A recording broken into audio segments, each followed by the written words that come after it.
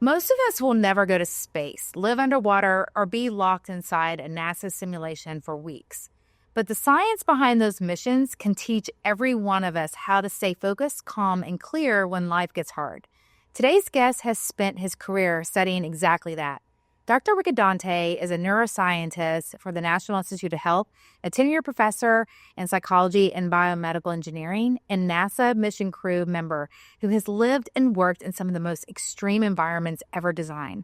He's led major discoveries about memory, self-awareness, and performance. Today, he's here to help us understand what the brain is truly capable of, especially under pressure. Thank you so much for joining us today. Really excited to understand how we can be a better version of ourselves and understanding how the brain works for us to be able to do so. So, you've been a part of things that most people have never even dreamt of being a part of, like NASA missions and human performance factors from the military to all different sorts of scenarios. Can you just tell us what you found the most interesting aspect about how the mind and the brain works and what we should know kind of going into this to help ourselves be better? Yeah, that's a great question. Thanks for having me, Courtney. It's an honor. And yeah, so, I'm a professional neuroscientist. And one of the things, I suppose, that really struck me as sort of a surprise of understanding about the brain, to your question, was we had a finding during my doctoral training where we found that it was actually the state of the brain that it was in before a particular stimulus happened that governed and changed how our response was to the stimulus. And the reason that was surprising was because our classical canonical models of how the brain works, we always thought like stimulus response, it's in Far Side comics, the amoeba response to the poke. And that's how classical medicine and science had always approached the neurobiological systems, our brain, our behavior, psychologically.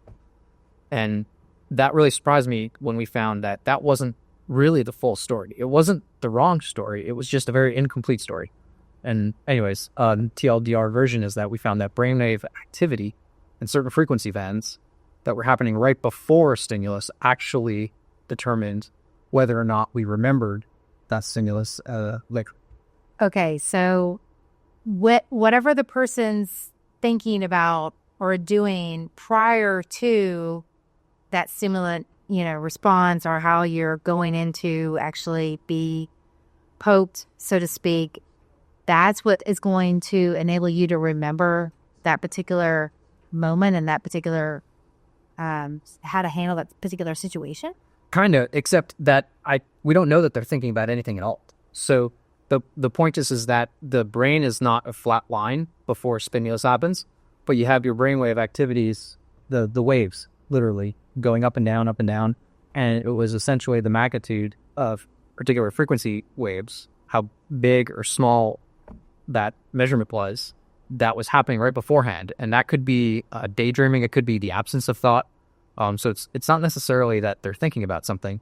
Probably more likely that they're not thinking about something, more relaxed, more ability to be receptive to whatever it is that's about to happen, as opposed to like a distracted state of mind. That's fascinating. So do you feel as though that you could maybe manipulate that state of mind, or that what that person's thinking before you can even go into that stimulant response type of reaction? Is there a way that you can just curious, not take it too far off where I thought this conversation was going, but this is fascinating. I did not know this. Yeah, so it's funny you should mention that. We didn't pre-plan this conversation, but there actually specifically is something that you could do because we did it. So when we made that discovery, we had the same thought, which was, wow, this is really interesting, but if it's true, and when you make a discovery, even when it's published, a lot of people think that when it's published, it's like solidified fact agreed upon. That's really just the beginning of the scientific process. Just because it's published, you really shouldn't believe anything in the published literature just because of the sake that it's published. You really want to see, has it been replicable? Can you see it in different conditions, in different places, different laboratories?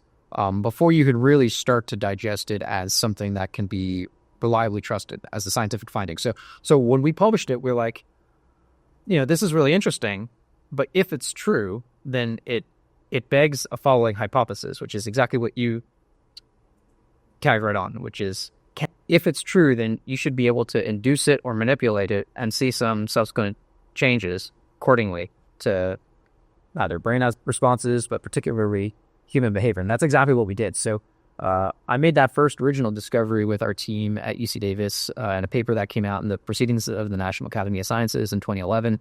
And right about that time, we had a really brilliant postdoc join the lab, Brooke Roberts, and she spearheaded a study that I was part of in Charanrangan's lab, where she said exactly that hypothesis. If that's true, we should be able to manipulate it. And so the brainwave frequency that we originally had tapped into was theta, which is 4 to 8 hertz frequency. So it's a low, sort of slow wave. And she said, well, how do we induce it or manipulate it? And so she found a commercial device. I think it was a David Delight Pro, but to be frank, we didn't actually believe it would work. But that's the best part about science, is you're testing things that should or shouldn't work. And we're a little bit curmudgeonly, which we should be scientifically, because we should be kind of skeptical. And we weren't really confident that it would work, but it was a really fascinating idea, and it merited testing. And so we used this device to actually have people have that frequency delivered to their brain in a non-invasive way. So no pills, no drills. That is, you weren't taking a chemical, you weren't taking a shot, you weren't taking an actual electrode injected into the brain to stimulate the brain, but instead you were using audio and visual simulation of flickering lights into an opaque screen, and essentially think of it as sunglasses that had a screen projected on and auditory beeps. So sights and sounds. And it was at that frequency of theta. We had a control condition of a different frequency, beta, and also just raw white noise, which is just random conglomerate of frequencies. And sure enough, we're able to show two things. One, which was that when you then stimulated the theta frequency with non-invasively, just delivered lights and sound frequencies into the brain. So how does that happen? Well, your eyes have neurons in them, and they send that information of all the lights and photons that we experience through direct connections into the brain. Same thing with your auditory system. You're taking that information, the brain is receiving it. And you have you can think of it as two miracles that have to happen. One, scientifically, miracle one is that the brain has to actually match that frequency that's delivered to show that it's even responding, which is kind of a tall ask, but it worked. And when we were measuring the brainwaves after these people or participants were stimulated at those particular frequencies, we did find that the brain actually entrained or synced to the stimulus that was delivered, which was no guarantee to happen. Yeah, think about it. Your null hypothesis is that there's no reason to think it necessarily would, even though it could, but it did. So first thing happens, grit. We know it's working, and you're able to essentially reach the brain. But the second thing is that did it change behavior? And sure enough, the people who received that stimulus of theta showed improved memory performance behaviorally as compared to the people that received both a white noise and a sham frequency of beta.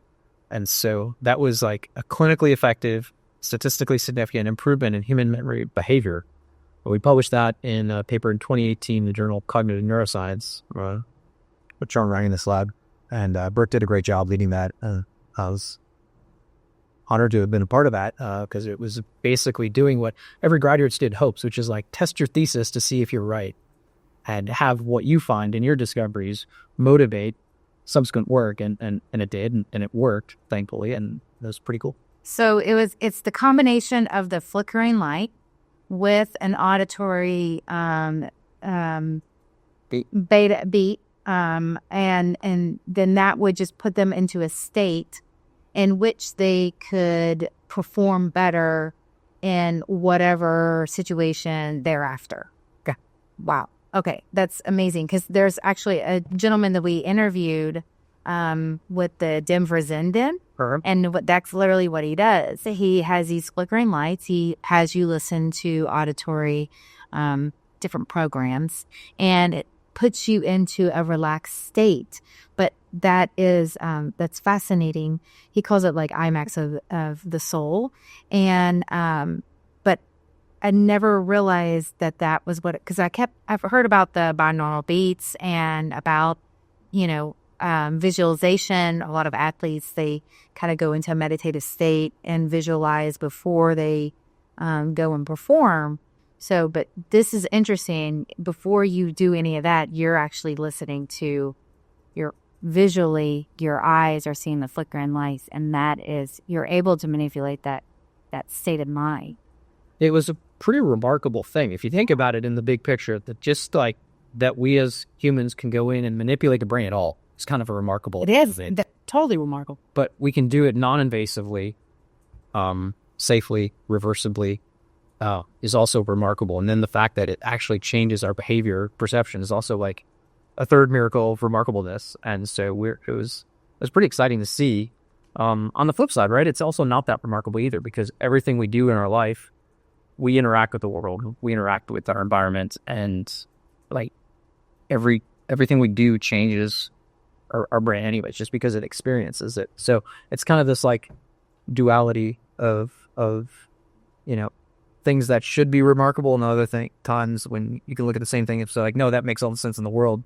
There's no reason why that shouldn't happen. So a little bit of both. But to me, that's the wonder that I have always experienced as a scientist, going back to being a kid doing science at junior high to professional scientist, is like that wonder is a really special feeling that you get sometimes in the middle of the night when you make a discovery and the statistics come out in the laboratory late and early, only one there, and you're like, wow, didn't expect that would work, and it did. And it's pretty special. That's really cool.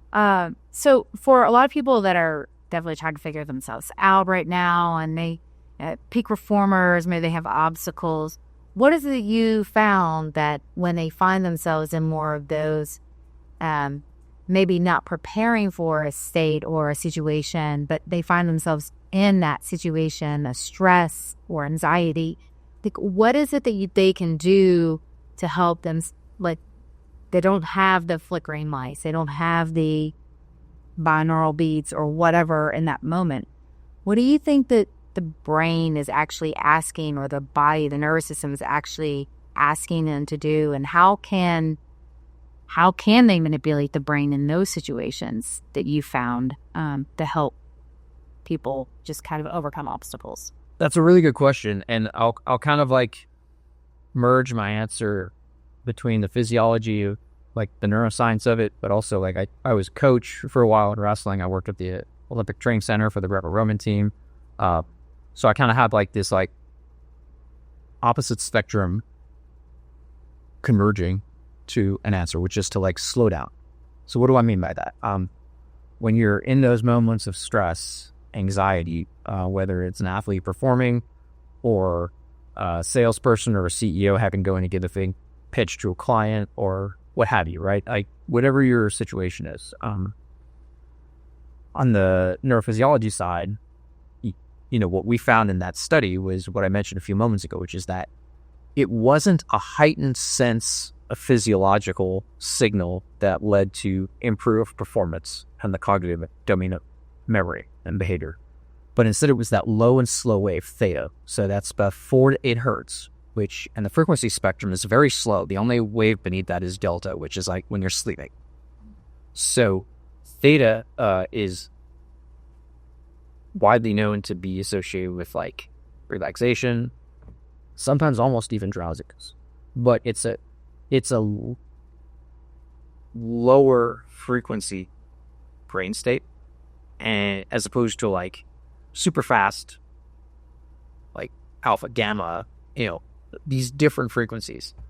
And that was a little bit surprising to people learn, because people usually think that like you should be ramped up and amped up before, when you're really excited and focused to do something. But when you unpack that and you move to, say, a sports analogy or something like that, like when Michael Jordan's focused, he's you're amped up on one dimension, but on another dimension, you're relaxed, you're thinking slow, you're comfortable, and you're in that spot where, if you think about it, it's kind of the antithesis to anxiety and stress. You have anxiety and stress because your physiology is ramping up, because you have these higher frequency things. I always think about it. My mom was a good mom, but a bad coach. When we had athletic situations coming up, she would almost do what I would call as ice the kicker before you go out. It makes you think about it all the time. Oh, this is going to be such a big deal. You're going to have... I'm like, no. Slow this down. Don't get too excited before that big field goal kick to win the game. You just got to go out there, do your job, slow down, don't overthink it, and quell those nerves, quell the anxiety. To me, that bridges both our like subjective experience in these like applied environments and what we see in the physiology, which is this slower, more focused brainwave. And it was also a little bit of a surprise for me too, because I hadn't thought about it in that way until we started to see the data manifest. So if someone can just slow down, and then what is it? How can they change? I mean, because I know that you'll have those negative thoughts, and that will just spiral and can definitely get us into situations that we regret, or we make choices that we wish that we didn't make, or we're not really representing ourselves in the way that is indicative of who we really are. Like, if we slow down, what is it that someone can do? Is it just literally not think of anything? Is it something like think of positive affirmations? Is it, what is it that person can do? Like walk to the restroom and, breathe, think happy thoughts, listen to music. I mean, what is it that person should do so that they feel like that they can then transition into more of a relaxed state? It's a good question. I think part of the answer is that it kind of depends on the person and situation. So some people are anxious for different reasons. In fact, almost all people are anxious for different reasons. We all have our background story. We all have our challenges. Whatever's in our mind is usually a little bit different for each of us. I like to say, you never know the movie that's playing in someone else's head. Yeah. And so, just kind of getting that out of the way, before giving like a generic answer first, it's going to be a little bit different for people. So, but, how to do that. So for some people, right, that might mean, like you said, going and taking a walk to the bathroom, getting a drink of water before you get back in the game, or whatever that situation is. But I think that more broadly, I mean, how you slow down, there's a really good sort of analogy for football that people I think can connect with, which is like Tom Brady, Aaron Rodgers, all your star quarterbacks. Mm-hmm. They have to have a short memory.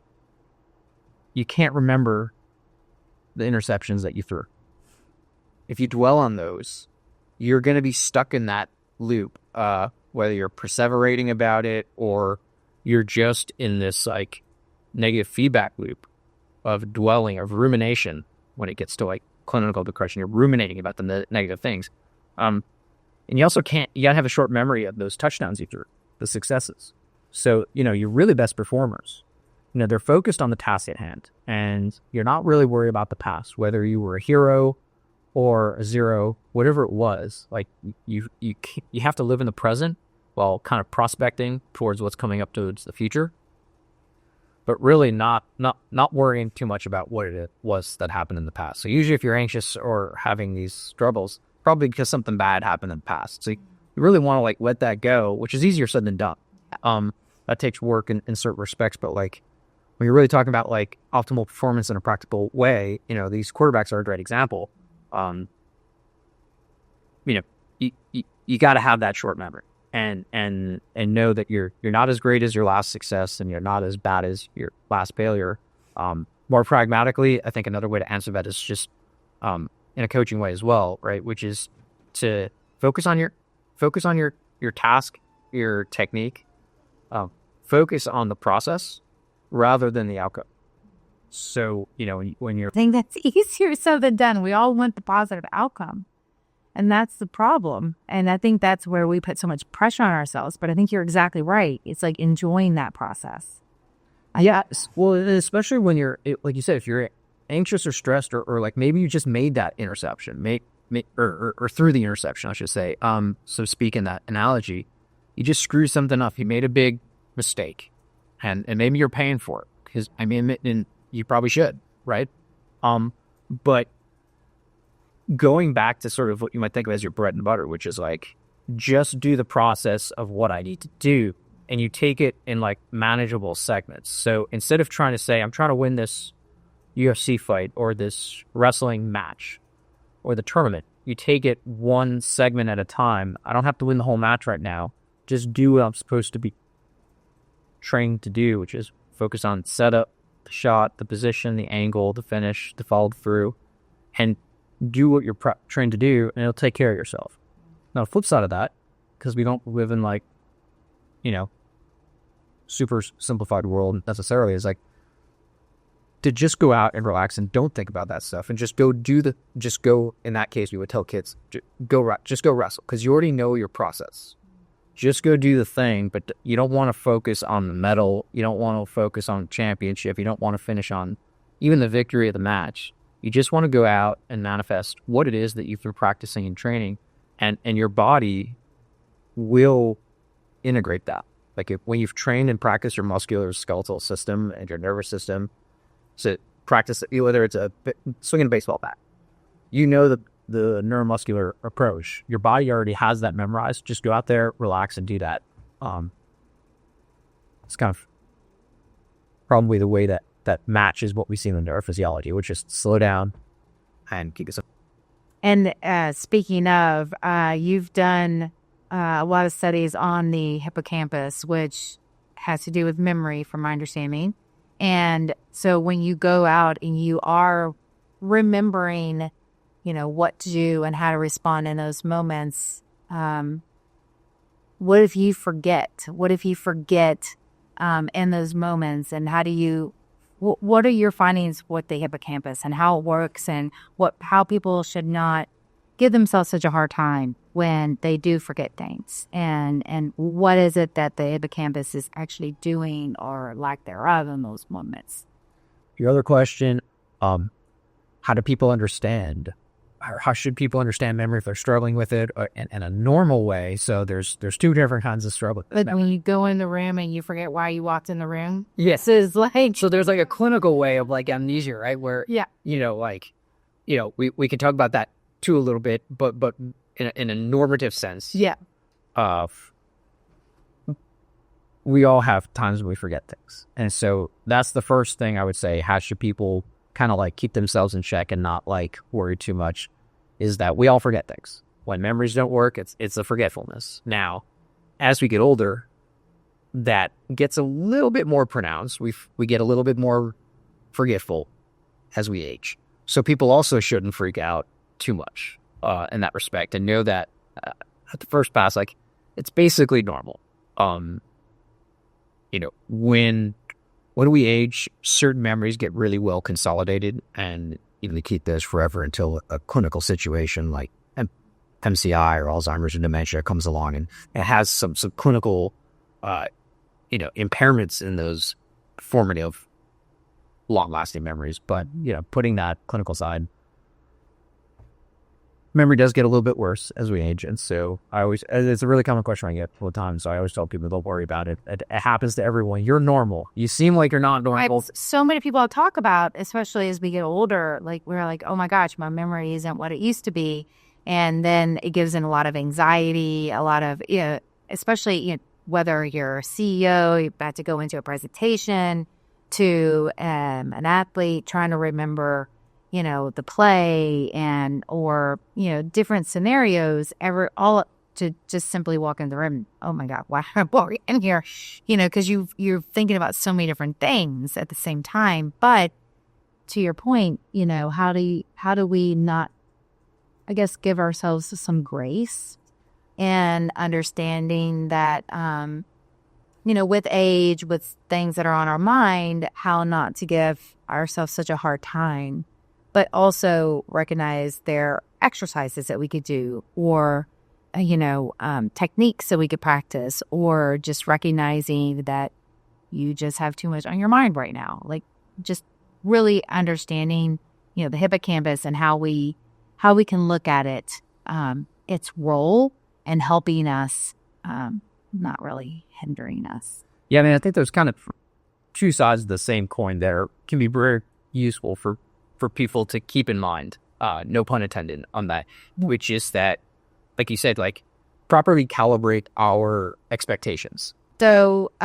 what are some things that we can do to help us with our memory that will help us just know how to make it stick better, stronger? Because we all find ourselves in situations where, we walk into a room and we forget what we're saying, or we're in a presentation, or we forget the play, whatever the situation may be.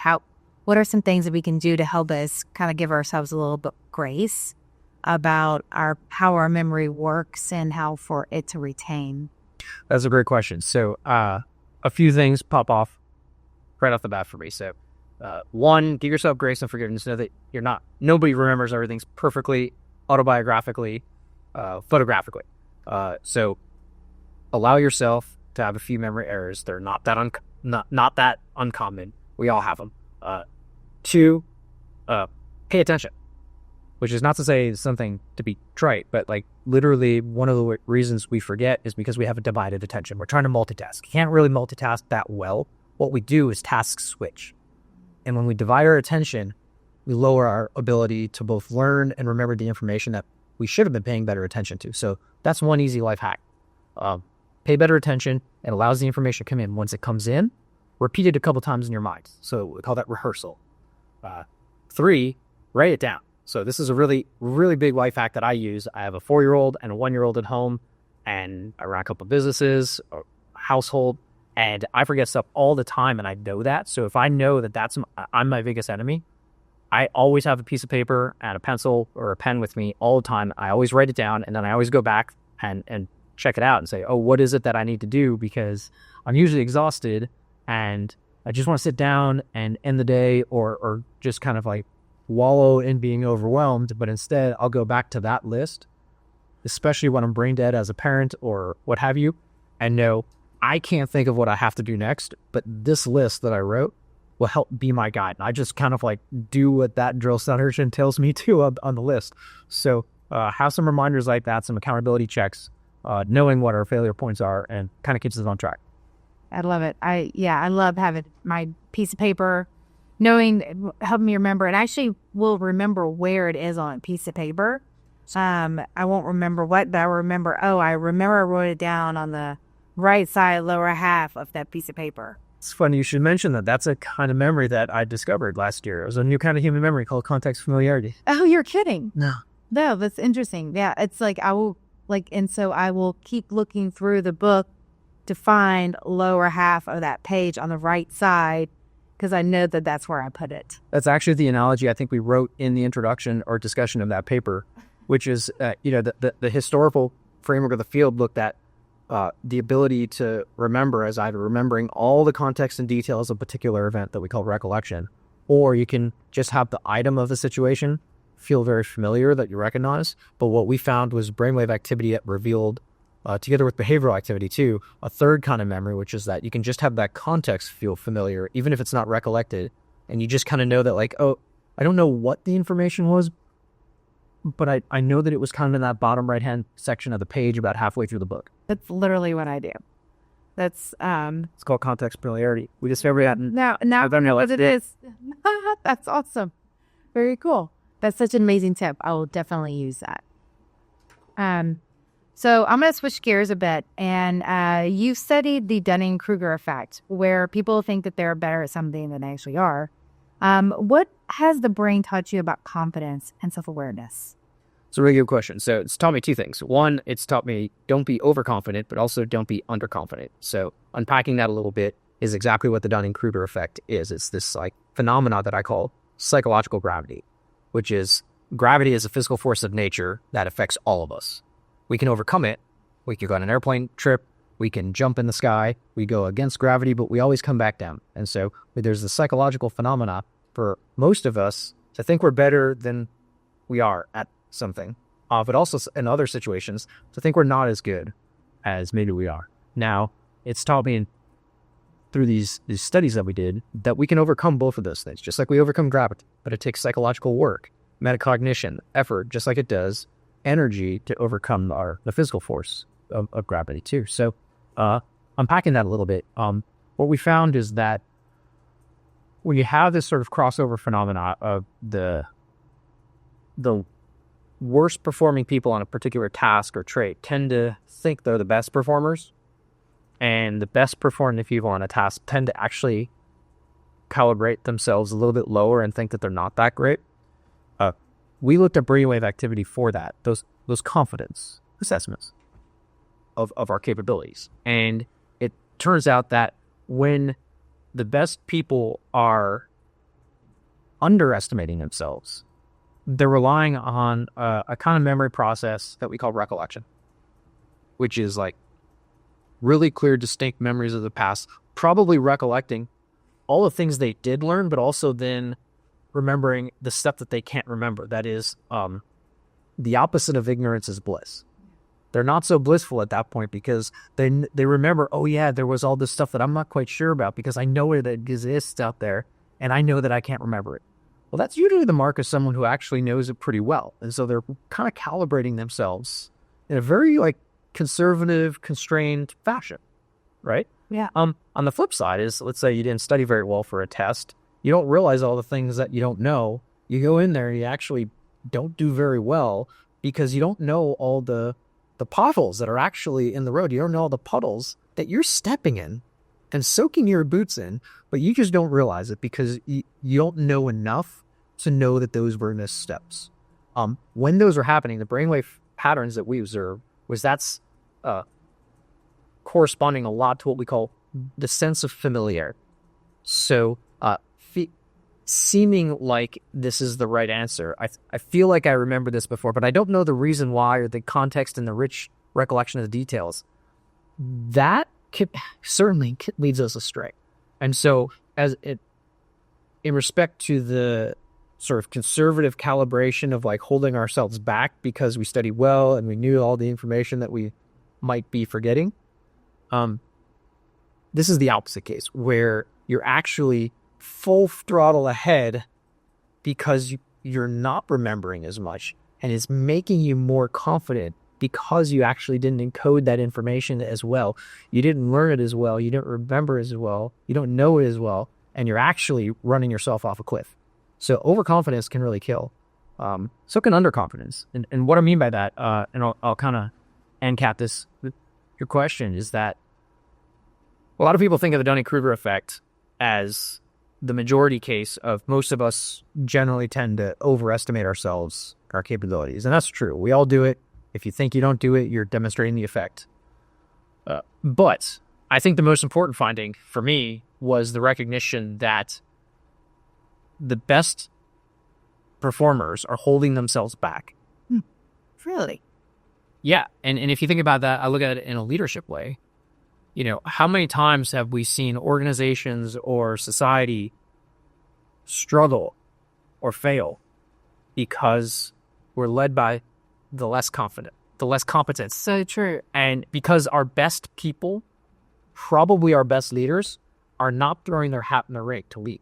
Yeah. They're not taking steps forward because they're probably miscalibrating. This is an illusion, but in this case, it's illusory inferiority. Everybody thinks of the Dunning-Kruger effect as illusory superiority, but that's only one wing of it. The other wing is really the illusory inferiority, which is that the best people are not stepping up to lead us forward, and they think that that there's somebody else out there better who can probably do it. Yeah. And they're wrong. Yeah. Interesting.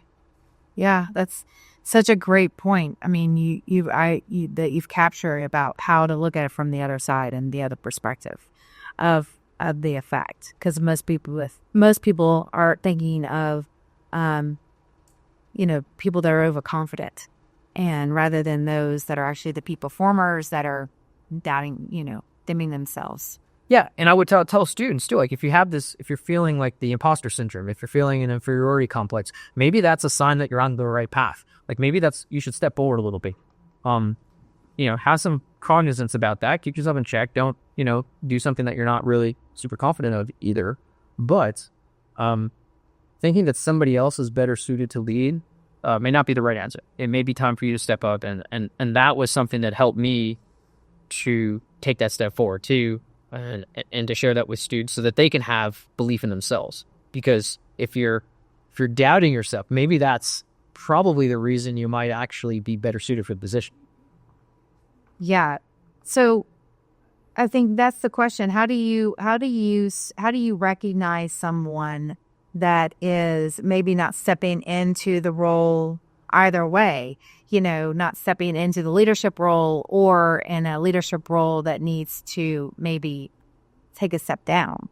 How do you coach into that, or how do you even recognize it within yourself? That's a really good question. Part of it, right, is not just to rely upon yourself. Like you've got to ask and look for mentors and coaches, and you've also got to be coachable too. So it's again, sort of two sides to the same coin. That how do you find people? Well, you got to be a coach and a mentor looking for the people to build your stable and grow them upward so that you can give them that feedback as a coach, as a leader, and say, hey, I think you have a lot of great potential. I see what you're doing here. I think it can really shine if allowed to flourish, and let's take these next steps, and here's maybe a pathway how we can do that for you. Other times you can give that same, critical feedback too. It's hey, I see you're trying really hard here. Maybe it's not the right best fit for you. It's not working out maybe the way that you might have envisioned that this strategy would work for you. Do you think that that's what makes the best teams is when they have that communication amongst themselves? I mean, you've worked with NASA teams, you've worked with athletic teams, and what do you feel as though that really makes a team the most top performing and most efficient and effective in whatever it is that they're trying to accomplish? It's a really good question. I think you mentioned communication. That's really important, but I think it's not enough. And sometimes there can be too much communication. And if all you have is just squawking parrots back and forth, you don't have very much. So it has to be the right communication. And I think if you peel back some of the layers to the onion on that, the communication is essential. It has to happen. You can't have a team that's working well that's not communicating. But I think what it really reveals when you look beneath those layers is that the traits of those top performing teams are that they have integrity to what is communicated. And what I mean by that is that they're teams that know that they can speak the truth to each other because they're coachable, because they can accept negative feedback, because they know that they can give negative feedback. And I think a lot of people would have this resonate with them. We've all been in situations with teams where there's a ton of communication and chatter, and all it is positive. People are too scared to say anything but positive, and they don't want to take anything but positive. That's going to be a team that's doomed to fail. But the really good teams are honest and true, which means that they care about each other, both at a leadership level and a followership level. You have to care about the team, and you have to care about each other. If you care about each other, you care about the team and the mission and the objectives.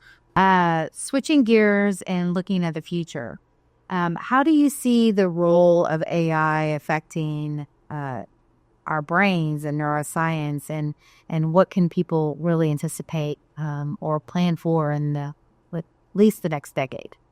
Wow, that's a great question. So looking towards the future, everybody talks about AI. It's definitely going to be a heavily integrated component of neuroscience, psychology, and culture writ large. It's already happened in that capacity. I'm kind of a curmudgeon on it in some respects, prognosticating for the future. I'm really worried on some fronts. As an educator, as a teacher, psychologist, neuroscientist, what I want my students to do is have the ability to think on their own. I don't want them to have to ask something else to do his thinking for them. And so that terrifies me. As a cognitive psychologist, I want people to be able to be practiced in thinking creatively, but also critically with really hard questions like you're asking me. I want them to have to practice that on a routine basis the way people have for thousands of years in their everyday lives, so that when the moment comes, when a really important thing happens on the spot, that they can do that. So I always think about it, the critical thinking skills and problem solving skills like a muscle. And if you have to lift a car of 1,000 pounds in an emergency one day to save a family member or to do something, you need to have been practicing weightlifting for years beforehand, almost every day. Well, that same is true for our mental muscles. And so when you have your attorney who has to defend you from a wrongful accusation on the spot of an arraignment, he's not going to be able to draw upon anything but his or her mind to give a cogent philosophical argument in your defense. You want them to be able to do that on the fly and you want them to be practiced and prepared. I worry that we're not going to be practicing those critical thinking skills. I see it already when I taught. I saw professors completely revert to AI in their teaching and students doing the same. And I saw other professors arguing against that. Wow. And saying they're not going to be able to think and we're not going to be able to think, and other people being completely okay with that. I'm on kind of the cautious, terrified side of the spectrum because I want us to be able to practice just like an athlete would. So if I'm in a bar fight, it's because, then I'm able to handle it because I trained in wrestling in combat sports for 15, 20 years. I have that skill set if it's ever need to be drawn upon in an emergency to protect my family or myself.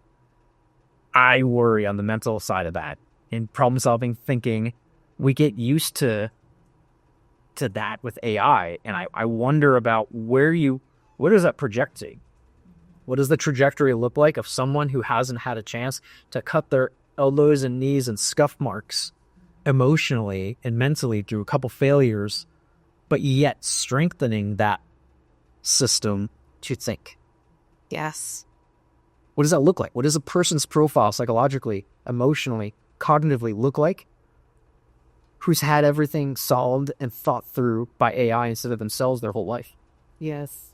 So the other thing about AI too is that it is a very great tool. It's very useful for, like, if you just need to get information quick, it's awesome. And it's probably better than we are at getting very simple regurgitated information. But what you want your children to do is be able to not just regurgitate information. We want our children to grow up into useful, contributing adults who can operate society by creating information. And so as a scientist, my job isn't to review information in the literature. It's to create the information in the literature, to make new discoveries. And so that's where I think the challenge and the shortfall of AI in the future is going to be, is because it's great for retrieving information, but if we're using it to create critical thinking. Critical thinking skills is not something that can develop for us. In fact, it actually takes that away from us because we don't get to practice it. Yeah. Yeah. I like how you position that as like, it's like a muscle. And how do we actually, reinforce that muscle for critical thinking and not relying on AI and making sure that is, because otherwise that is the future. I mean, we're going to peak in our critical thinking abilities and those muscles of being able to depend on others and ourselves for those answers. Well, and if you think about it, in respect to the future, I see a paradoxical future in some respects where there's going to be a market for parents who will be willing to and desperate to have their children trained in anything but AI because they want them to be able to think. Oh, wow. And I don't know that that'll be all parents, but I think that there will be a small group of parents who care enough to send their child to a probably individual tutoring and mentoring where they can actually learn to do critical thinking without a tablet, without a computer, which is essentially what college was in like the 1700s, the 1600s. You go and got tutored at a small place on how to actually think in the liberal arts and this and that. Yeah. And so I think that there's kind of be a paradox to that as well. And perhaps a market emerges Thank you so much for joining us today. I feel as though we could just keep going on forever, especially about AI and how that's affecting our brains long term. If someone wants to get a hold of you via LinkedIn, other social media, how best should they reach out to you? Yeah. So my LinkedIn is my name, Richard J. Addante. I have a Substack at Rick Addante, and they can follow me there. Google Scholar can be followed, but it's pretty boring, so I'm pretty sure nobody wants to follow that. That's awesome. Thank you so much.